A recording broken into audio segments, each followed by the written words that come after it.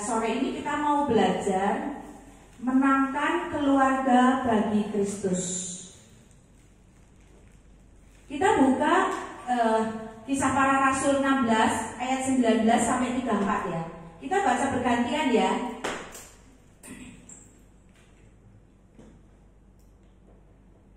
Saya baca dulu ya. Udah ketemu belum? Belum. Kisah Para Rasul 16 ayat 19 sampai 34. Udah? Oke, saya baca duluan ya. Kepala Penjara Filipi judulnya ya. Ayat 19, ketika tuan-tuan perempuan itu melihat bahwa harapan mereka akan mendapat penghasilan lenyap, mereka menangkap Paulus dan Silas, lalu menyeret mereka ke pasar untuk menghadap penguasa. Setelah mereka membawa keduanya menghadap pembesar-pembesar kota itu, katanya, orang-orang ini mengacau kota kita ini karena mereka orang Yahudi. Dan mereka mengajarkan adat istiadat yang kita sebagai orang Rom tidak boleh menerimanya atau menurutinya. Juga orang-orang yang banyak menentang mereka. Lalu pembesar-pembesar kota itu menyuruh mengenakan pakaian dari tubuh mereka dan menyerang mereka. Setelah mereka berkali-kali didera, mereka dilemparkan ke dalam penjara. Kepala penjara diperintahkan untuk menjaga mereka dengan sungguh-sungguh. Sesuai dengan perintah itu, kepala penjara memasukkan mereka ke ruang penjara yang paling tengah dan menunggu kaki mereka dalam hati yang kuat. Tetapi kira-kira tengah malam, Paulus dan Silas berdoa dan menyanyikan puji-pujian kepada Allah, dan orang-orang hukuman lain mendengarkan mereka. Akan tetapi terjadilah pembagian mereka sehingga dunia dan seterusnya juga terbuka semua pintu dan keterlapsan menunggu mereka semua. Ketika kepala penjara itu terjaga dari tidurnya dan melihat pintu-pintu penjara terbuka, ia menghunus pedangnya hendak membunuh diri, karena ia menyangka bahwa orang-orang hukuman itu telah melarikan diri. Tetapi Paulus berseru dengan suara yang katanya, jangan celakakan dirimu sebab kami semuanya berada di sini. Kepala penjara itu menyuruh membawa suluh, lalu berlari masuk, dan dengan gemetar tersungkurlah ia di depan Paulus dan Silas. Ia menghadap mereka keluar sambil berkata, Tuan-tuan, apa yang harus berbuat supaya selamat? Jawab mereka, percayalah kepada Tuhan Yesus Kristus, dan engkau akan selamat, engkau dan seisi rumahmu. Lalu mereka memberitakan firman Tuhan kepadanya dan kepada semua orang yang ada di rumahnya. Pada jam itu juga kepala penjara itu membawa mereka dan membasuh bilur mereka. Seketika itu juga ia dan keluarganya memberi diri dibaptis. Lalu ia membawa mereka ke rumahnya dan menghidangkan makanan kepada mereka, dan dia sangat bergembira bahwa dia dan seisi rumahnya telah percaya pada Allah. Ya, jadi sore ini kita mau belajar kisah di Alkitab ya. Di Alkitab ini diceritakan kepala penjara Filipi itu diselamatkan Tuhan sekeluarga. Satu keluarga diselamatkan Tuhan seketika itu ya. Di sini kita harus mengerti ya. Jadi keluarga, keselamatan itu pertama kali adalah dimulai dari keluarga dulu. Ya, jadi pelayanan kita yang pertama itu di keluarga. Sebagai ibu, sudah belum kita menjadi ibu yang baik bagi anak-anak kita? Ya, karena anak-anak kita adalah tanggung jawab kita. Kalau kita sebagai ibu nggak bisa menjadikan tempat di mana anak itu bisa bercerita, anak bisa berkeluh kesah, marah, menangis kepada ibu, itu namanya belum berhasil jadi ibu. Ya, karena ada pesan Tuhan yang dititipkan kepada ibu-ibu, yang mama-mama itu tugasnya itu mendidik dengan apa? Dengan kasih. Ada aturan-aturan, ada banyak aturan-aturan. Tapi yang namanya semua aturan kalau tidak didasari kasih adalah nol di mata Tuhan. Ya, sehebat-hebatnya seorang ibu, sehebat-hebatnya seorang mami ya mendidik anak-anaknya, tapi kalau dengan kekerasan, mukul itu adalah nol. Karena apa? Kita nggak perlu main tangan, ya kan? Kita nggak perlu mukul anak walaupun kayak apa juga. Kalau kita ada roh Tuhan, sebagai kita orang tua, kita dikuasai roh Tuhan, itu kita punya wibawa ilahi. Anak pasti akan nurut-nurut, ya. Kalau kita sebagai orang tua nggak pernah doa puasa, mau melibatkan Tuhan dalam kehidupan, bangun tidur Tuhan, tolongi aku Tuhan sepanjang hari ini, sertai aku kegiatanmu, sertai aku Tuhan. Anak-anak ini mesti biasanya apa? Nakal-nakal dan terjadi apa? Kekacauan dalam hidupnya. Ya, nah ini. Jadi pelayanan pertama dimulai dari persiapan pernikahan. Kalau menurut saya, karena di sini kita mau bicara menangkan keluarga bagi Kristus. Waktu kita mau menikah, sebaiknya kita sudah siap, mengerti, belajar. Ya, memang pernikahan tidak ada sekolah, tapi kalau kita belajar Alkitab, kita belajar firman Tuhan, kita akan mengerti bagaimana memenangkan keluarga bagi Kristus. Keluarga kita harus jadi contoh dan teladan, ya itu. Jadi waktu persiapan menikah itu kita nggak mempelajari bagaimana seharusnya lewat Alkitab, ya, belajar dari Alkitab setiap harinya. Bagaimana jadi seorang ibu, bagaimana jadi seorang pilar doa. Ibu itu adalah pilar doa di keluarga. Kalau ibunya, istri nggak bisa jadi pilar doa, mana bisa terjadi keselamatan. Kecuali kalau suaminya udah radikal dalam Tuhan, dia mengerti firman, dia bisa memimpin. Nah kadang suami itu kan sibuk di luar, dia kerja. Yang banyak berkecimpung di rumah itu siapa? Ibu, yaitu mamanya. Ya, mama ini harus bisa jadi pilar doa, harus bisa jadi seorang pendoa untuk keluarganya. Dia harus ada wibawa ilahi, harus ada roh Tuhan yang berkuasa. Kalau roh Tuhan nggak berkuasa, yang terjadi kekacauan demi kekacauan. Karena kita harus tahu, Roh Kudus di Alkitab ada tertulis, pertahankan mahkotamu, jangan sampai mahkotamu diambil orang lain.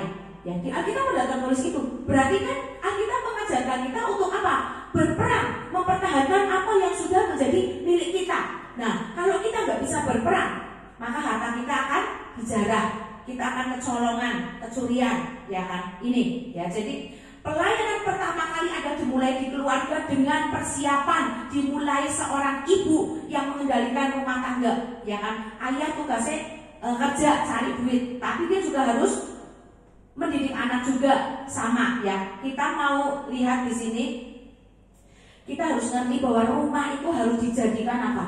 Tempat untuk pulang. Kalau rumah tidak dijadikan tempat untuk pulang, rumah seperti neraka, mana betah anak-anak di rumah. Apalagi kalau sudah mulai ABG, dia akan malu, akan merasa minder, nggak pede, karena orang tuanya berantem terus.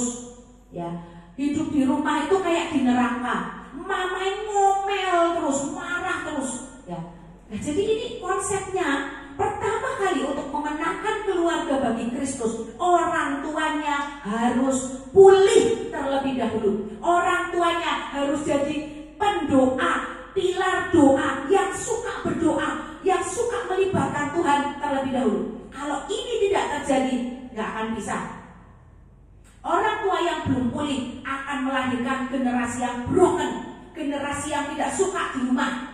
Ya, jadi jangan jadikan rumah sebagai neraka, tapi jadikan rumah tempat pulang, tempat yang paling nyaman. Waktu mau capek pengennya pulang, sakit di sekolah sakit, anak-anak pengennya pulang, nggak mau ke rumah sakit, nggak, pulang aja, aku di rumah lebih enak. Nah ini, ya, berarti anak ini merasa apa? Nyaman di rumah. Rumah dia adalah rumah kesembuhan.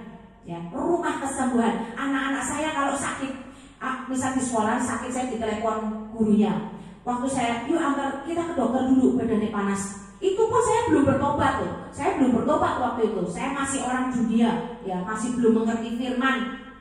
Anak saya kalau sakit selalu bilang, enggak, pulang aja, aku mau di rumah. Nanti doa di rumah aja, di rumah mesti aku sembuh. Itu iman anak saya. Dia selalu minta didoain mamai. Dia tahu kan saya kan takut kan, karena saya dulu belum mengerti bahwa kita punya kuasa untuk doa kesembuhan. Jadi saya udah doa duluan, saya nggak ngerti itu, tapi karena saya mencintai anak saya selalu pegang kepala, Tuhan sembuh, sembuh, sembuh, sembuh, sembuh. Ngomongnya gitu doang. Tapi bener, anak saya sembuh, nyaman di rumah, minum obat, besoknya udah sembuh, gitu-gitu ya. Jadi luar biasa waktu orang tua pulih, rumah tangga itu nyaman, orang tuanya nggak pernah berantem, generasi itu anak-anak itu nyaman di rumah. Rumah adalah tempat kita pulang. Nah itu, ya. Ada orang yang pulang dari sekolah nggak mau pulang, pengennya ke game, pengennya main ke rumah temennya, nginep-nginep di mana-mana. Nah, saya nggak pernah membiasakan anak saya nginep di rumah orang. Kalau izin mau nginep, saya nggak boleh.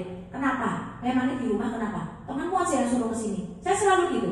Karena kita nggak ngerti apa yang terjadi waktu anak kita di luar, ya di luar pengawasan kita.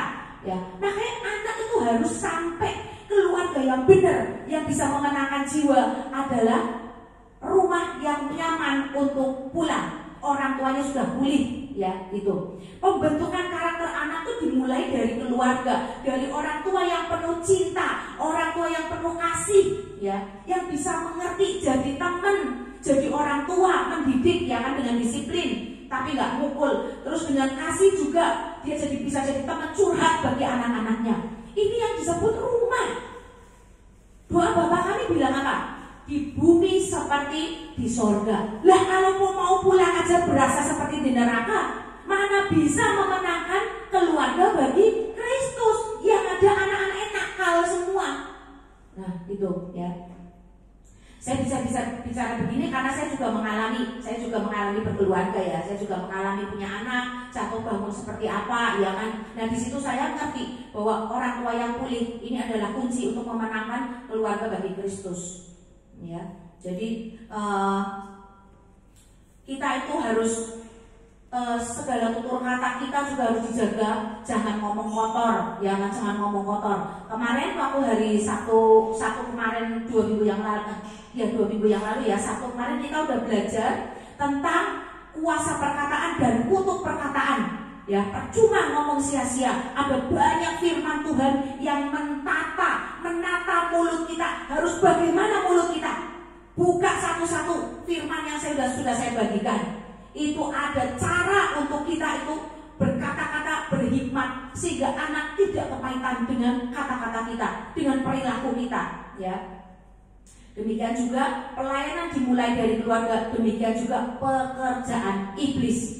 Hati-hati, pekerjaan iblis juga dimulai dari keluarga. Orang tuanya dibuat cekcok terus, ada perpecahan karena tidak pernah berdoa, tidak pernah menyadari apa tugasku sebagai kepala rumah tangga, apa tugasku sebagai ibu, sebagai istri. Anak harus bagaimana anak bersikap kepada orang tua, nggak ngerti karena tidak pernah belajar Alkitab. Ya, nah di sini ini bahaya banget. Akhirnya terjadi apa? Kekacauan. Iblis bekerja mulai anak ABG, dia nggak suka di rumah, akhirnya apa? Main di luar. Akhirnya kekudusannya rusak, kesuciannya rusak. Ya, itu ngeri banget. Ini dimulai pekerjaan iblis dimulai dari keluarga yang jadi orang tua. Warning, harus pulih dulu. Gimana cara memberikan kasih? Anak itu harus betah di rumah. Nah, ini ya. Anak itu akan terluka oleh apa? Di akhir ini kan banyak kasus perceraian. Nah, anak-anak akan terluka oleh kasus perceraian orang tuanya. Dia merasa gak berharga, merasa minder, merasa depresi. Ini pekerjaan iblis dimulai juga dari keluarga. Kenapa Tuhan mau memenangkan keluarga bagi Kristus? Keluarga itu adalah satu wadah yang sangat berharga bagi Kristus. Bagi pelayanan juga kita kan jadi suratan terbuka. Demikian juga iblis, apa yang Tuhan kuduskan, iblis mau rusak. Nah, kita harus ngerti, be careful. Kalau berantem jangan dikit-dikit ngomong mau cerai. Ini udah buahnya iblis, bukan buah Roh Kudus. Ya, anak yang dengar seperti itu, anak mesti depresi, ya kan? Nah itu, kita nggak boleh ikut ke alurnya iblis. Kita harus segera sadar diri. Ya ampun, kok gini ya? Kok aku berantem ya? Mesake anakku, kasihan anakku. Nah kita harus sadar, koreksi diri. Langsung diem, udah jangan berantem di depan anak, ya gitu ya.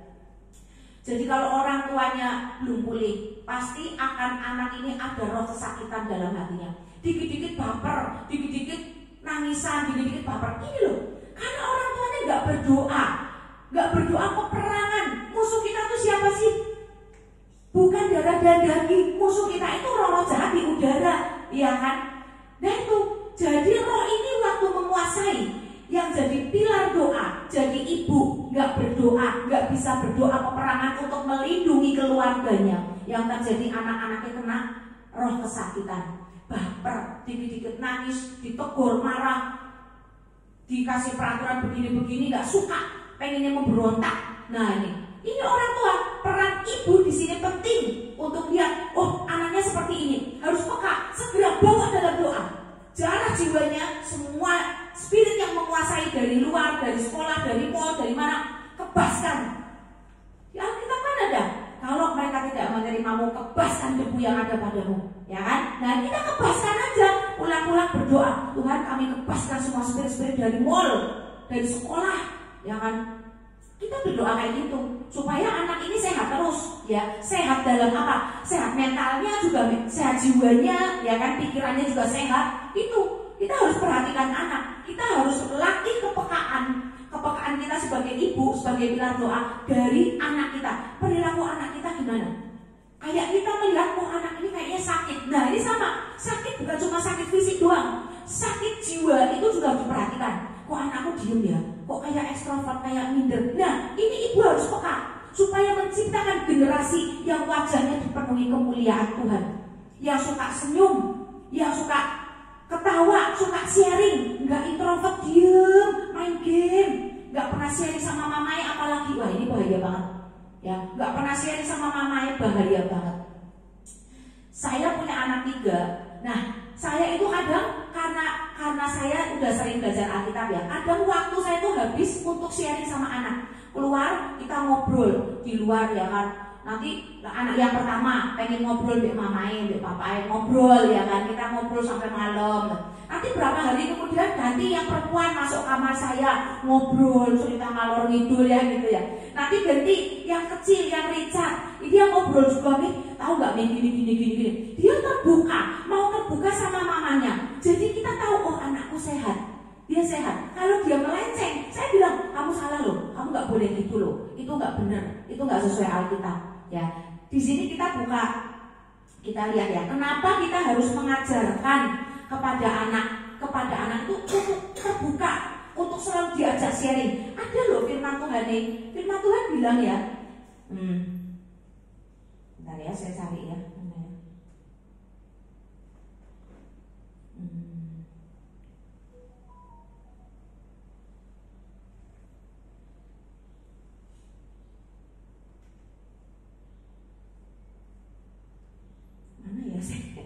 Udah itu kok nggak tak catat ya. Sudah kita cari di Alkitab.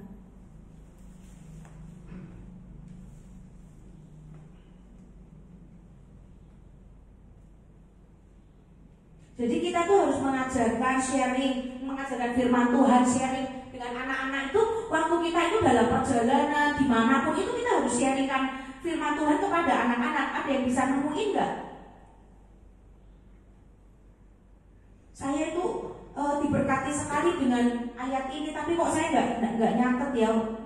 Saya nggak nyatet ini, nanti kalau itu saya share ya.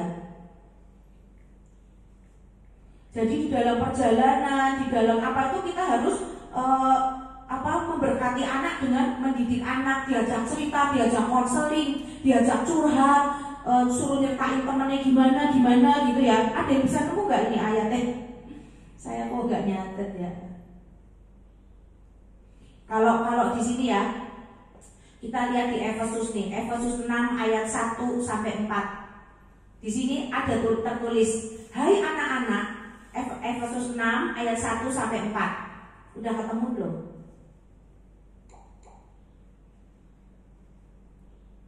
Yosua 1:8-9. Oh Yosua. Bisa tolong dibaca Tante?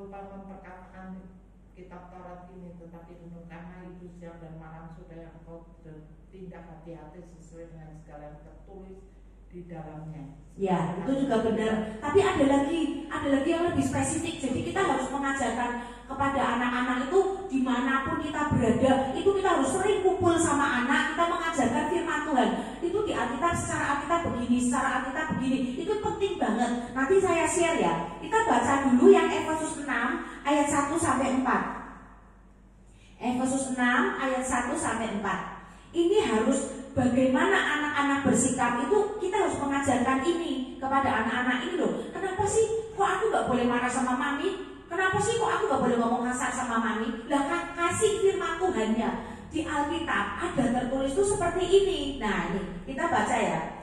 Hai anak-anak, taatilah orang tuamu di dalam Tuhan, karena haruslah demikian. Hormatilah ayahmu dan ibumu. Ini adalah suatu perintah yang penting, seperti yang nyata dari janji ini, supaya kamu berbahagia dan panjang umurmu di bumi. Hadiahnya apa? Berbahagia dan panjang umurmu di bumi. Ini anak-anak harus tahu. Supaya panjang umur dan bahagia harus gimana? Hormat sama orang tua, ya. Dan kamu bapak-bapak, janganlah bangkitkan amarah di dalam hati anak-anakmu, tetapi didiklah mereka di dalam ajaran dan nasihat Tuhan. Nah, kita harus ngerti hal ini. Sampaikan kepada anak, ini loh ada firman yang bunyinya seperti ini. Kenapa kamu gak boleh berani sama orang tua? Sejahat-jahatnya orang tuamu, kamu bisa mendoakan dia supaya bertobat. Nah itu, kita boleh negur dengan sopan ya. Saya selalu bilang sama anak seperti itu. Sama orang tua gak boleh kasar kalau ngomong, gak boleh nyete-nyete ya kan. Nah itu kita harus ajarkan itu supaya anak tuh punya rem gitu loh. Jadi sedikit demi sedikit dalam kehidupan sehari-hari kita masukin firman Tuhan. Lama-lama dia jadi orang yang hormat sama orang tua. Anak sudah sampai hormat sama orang tua, itu berarti kita sudah memenangkan untuk Tuhan loh. Ya, tinggal pada umurnya kita baptis rame-rame. Ya, keluarga saya udah dibaptis semua. Sudah dibaptis secara Kristen, baptis selam oleh Pastor Thomas Chandra ya. Kita udah diselamatkan Tuhan. Tinggal bagaimana kita menjalani proses dalam kehidupan ini. Ya, jangan melenceng dari firman. Kita kawal terus anak-anak kita dalam doa, ya kan. Terus kita jadi orang tua tuh harus seperti lilin. Ya, harus seperti lilin yang memberikan penerangan yang bermanfaat bagi orang-orang di sekitarnya dulu. Ya, anak-anak harus diberkati dulu, merasa memiliki orang tua, merasa nyaman, merasa aman bersama orang tua di rumah. Ada apa-apa pengennya pulang, di rumah aman. Harus terapkan itu dulu. Jangan anak yang suka ke kafe-kafe, keluyuran kemana-mana. Itu jangan sampai seperti itu, ya. Siapa sih yang disebut keluarga selain yang sedarah dengan kita? Ya, yang disebut keluarga kalau bagi saya ya, yang disebut keluarga itu adalah orang yang satu visi dan misi dengan kita, sehati dengan kita. Apa yang kita lagi lakukan, prinsip hidup kita itu sehati, sejalan sama kita. Itu udah bagi saya itu adalah keluarga. Ya, kadang keluarga yang sedarah itu juga mereka bukan orang yang satu visi dengan kita. Mereka beda prinsip. Nah, di sini kita akan bertolak belakang secara didikan, secara Alkitab, didikan secara Kristen, dan orang-orang yang di luar cara Alkitab itu akan beda. Ya, makanya yang jadi keluarga bagi saya adalah orang-orang yang satu pandangan, satu visi dan misi dengan saya. Itu saya bawa dalam doa. Dia adalah juga keluarga saya. Orang-orang yang memberkati saya itu adalah keluarga saya. Siapapun dia, saya selalu bawa. Tuhan berkati semua orang-orang yang sudah memberkati saya. Kita nggak tahu. Kadang ada orang yang memberkati itu nggak ngomong-ngomong, dititipin orang, tolong kasihin ya, diem-diem ditransfer. Nah itu kita kan nggak ngerti itu siapa kadang ya. Nah itu makanya kita harus berdoa untuk memberkati, doakan orang-orang yang memberkati kita. Itu adalah keluarga kita, ya. Nah, terus siapa lagi? Rekan sepelayanan kita itu adalah keluarga kita, ya. Orang yang mengasihi Tuhan, anak-anak rohani itu adalah keluarga rohani kita, ya. Karena kita adalah makhluk sosial yang harus punya komunitas yang saling mendoakan, ya. Untuk yang pengen belajar bagaimana sih hidup mengasihi suami istri, itu ada di Efesus 5 ayat 22 sampai 31 ya. Itu ada Efesus 5 ayat 22 sampai 31. Nah, kita buka ya Efesus 5 ayat 22 sampai 31. Kasih Kristus adalah dasar hidup suami istri. Kasih Kristus adalah dasar hidup suami istri. Di sini tertulis, hai istri, tunduklah kepada suamimu seperti kepada Tuhan, karena suami adalah kepala, istri sama seperti Kristus adalah kepala. Suami adalah kepala istri, dan sama seperti Kristus adalah kepala jemaat. Dialah yang menyelamatkan tubuh. Ya, terus di sini juga ada, hai suami, harus dikasihi istrimu, kasihilah istrimu sebagaimana Kristus telah mengasihi jemaatnya dan telah menyerahkan dirinya baginya. Jadi waktu menikah itu kita harus sudah siap berkorban, saling mengasihi, jangan egois ya. Itu penting banget pemahaman itu, supaya anak-anak dilahirkan itu dalam keadaan kita sudah pulih, berbahagia, anak-anaknya dimenangkan bagi Kristus, menjadi contoh keluarga yang bisa diteladani, seperti Ruth dengan Boaz ya, keluarga Yesus, Maria dan Yusuf ya kan, Abraham, keluarga Abraham itu adalah contoh-contoh di Alkitab keluarga yang harmonis ya. Terus tadi kita buka Ulangan 11 ayat 19. Ada yang bisa bacain buat saya? Ulangan 11 ayat 19. Ulangan 11 ayat 19. Kamu harus mengajarkannya kepada anak-anakmu. Nah ini coba lagi, baca lagi.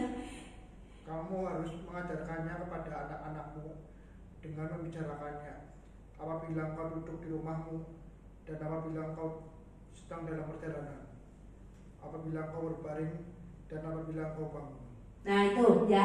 Jadi yang tadi saya ngomong, yang saya cari ayatnya ini ketemu di Ulangan 11 ayat 19. Ini dimengerti, harus dimengerti oleh para orang tua ya. Supaya apa? Kita harus dasar untuk mendidik anak. Dibicarakan firman Tuhan tuh, dibicarakan. Lagi tiduran rame-rame, masukin firman Tuhan, diceritain pengalaman-pengalaman hidup orang-orang lain. Itu udah lihat si A tuh seperti ini, makanya nggak boleh begitu, makanya harus ikut cara Alkitab gitu-gitu ya. Kita harus sampaikan begitu kepada anak-anak kita. Sekarang kita mau buka cara Alkitab ya. Bagaimana kisah di Alkitab itu untuk memenangkan keluarga kita bagi Kristus. Yang pertama, caranya adalah andalkan kuasa doa. Yang kedua, beritakan perkataan firman Tuhan yang berkuasa. Yang ketiga, tuntun atau ambil keputusan yang nyata. Kita bahas satu persatu. Yang pertama, kita andalkan kuasa doa. Kita buka ayat tadi ya,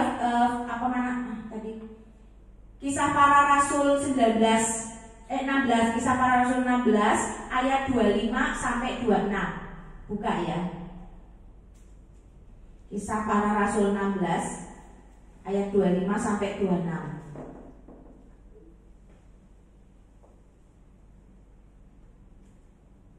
Ayat 25. Tetapi kira-kira tengah malam, Paulus dan Silas berdoa dan menyanyikan puji-pujian kepada Allah, dan orang-orang hukuman lain mendengarkan mereka. Orang-orang lain itu mendengarkan mereka. Akan tetapi terjadilah gempa bumi yang hebat, sehingga sendi-sendi penjara itu goyang, dan seketika itu juga terbukalah semua pintu-pintu, terlepaslah belenggu-belenggu mereka semua. Ya, jadi di sini andalkan kuasa doa. Doa itu punya kuasa. Ya, doa itu punya kuasa.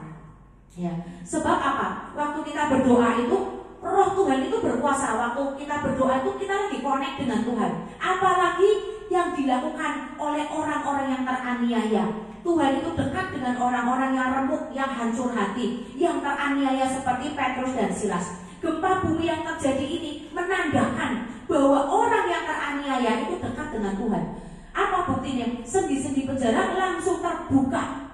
Pembelaan Tuhan ada atas orang-orang yang teraniaya yang berseru-seru kepada Tuhan. Ya, jadi andalkan kuasa doa yang pertama untuk memenangkan jiwa. Kalau anak ini susah diatur, keluarga kita, siapa yang lagi kita doakan itu susah diatur, bawa dalam doa. Kuasa doa ini nyata, ya kan? Ya. Doa itu mampu menguatkan hati kita. Kita buka Filipi 4 ayat 6 sampai 7. Udah ketemu? Filipi 4 ayat 6 sampai 7. Janganlah hendaknya kamu khawatir tentang apapun juga, tapi nyatakanlah dalam segala hal keinginanmu kepada Allah dalam doa dan permohonan dengan ucapan syukur. Damai sejahtera Allah yang melampaui segala akal akan memelihara hati dan pikiranmu dalam Kristus Yesus. Ya, jadi jadikan doa itu sebagai fondasi. Ajarkan kepada anak-anak seperti yang tadi tertulis dalam Ulangan 11 ayat 19. Ajarkan, ada apa-apa berdoa, sedikit-sedikit berdoa. Nah ini untuk memenangkan jiwa. Cara itu juga sama. Untuk kita mengatasi masalah-masalah dalam hidup kita, sedikit-sedikit berdoa, sedikit-sedikit berdoa. Nah ini ya. Yang kedua tadi ya, beritakan, perkatakan firman Tuhan yang berkuasa. Kita buka ayat 30-nya ya, ayat 30 sampai 32 tadi, Kisah Para Rasul 16. Kita baca. Ia mengantar mereka keluar sambil berkata, Tuan-tuan, apakah yang harus aku perbuat supaya aku selamat? Nah terus jawab mereka, percayalah kepada Tuhan Yesus Kristus dan engkau akan selamat, engkau dan seisi rumahmu. Lalu mereka memberitakan firman Tuhan kepadanya dan kepada semua orang yang ada di rumahnya. Memberitakan firman Tuhan yang berkuasa. Firman Tuhan ini adalah pedang bermata dua yang sangat berkuasa. Kita semua tahu ya. Nah makanya harus dengan firman Tuhan. Jadi kita ajak mereka ngobrol-ngobrol, masukin ayat-ayat firman Tuhan. Nah ini untuk menjangkau jiwa, memenangkan jiwa harus seperti ini. Anak-anak juga dikasih tahu, diceritakan di Alkitab itu ada cerita seperti ini. Ya, terus diceritakan kisah-kisah Alkitab. Ya, anak saya yang gede itu dulu pernah dia dapat nilai bagus, dapat nilai A waktu pelajaran apa ya saya lupa di kampusnya. Jadi dosennya itu ternyata dia orang Kristen.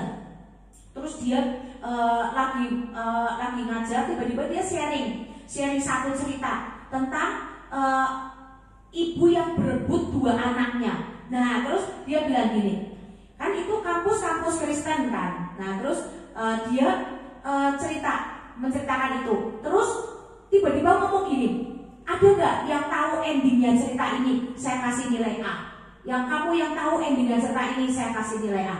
Itu semua anak mahasiswa nggak ada yang tahu. Anak saya tahu. Anak saya langsung angkat tangan. Saya tahu Bu.